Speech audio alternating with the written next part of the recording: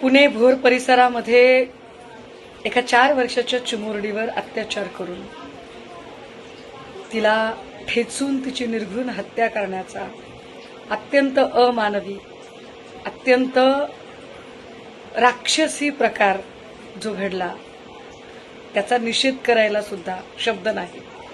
जिथे माणसाच्या शब्द थिजतात, जिथे माणूस पण खरंच आपल्याकडे शिल्लक आहे का नाही असं वाटण्या इतपत स्थिती निर्माण होते.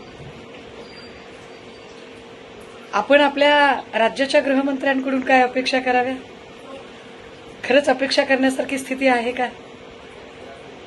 जिथे प्रत्येक जण स्वतःचा ढोल वाजवण्यामध्ये फार फार मशगूल आहे, स्वतःची जाहिरात करून घेण्यामध्ये आणि मी किती शक्तिशाली हे ठसवण्यामध्ये जास्त व्यस्त आहे, तिथे सर्वसामान्य माणसांचं जगणं किती मुश्किल झालंय.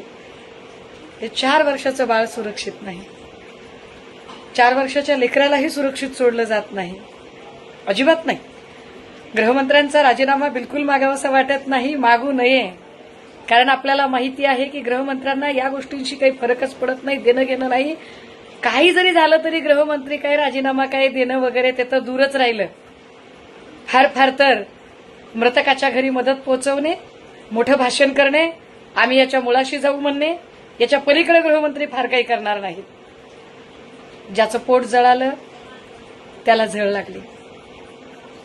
आपण एका असुरक्षित राज्यामध्ये आहोत एवढं भान आपल्याला असावं.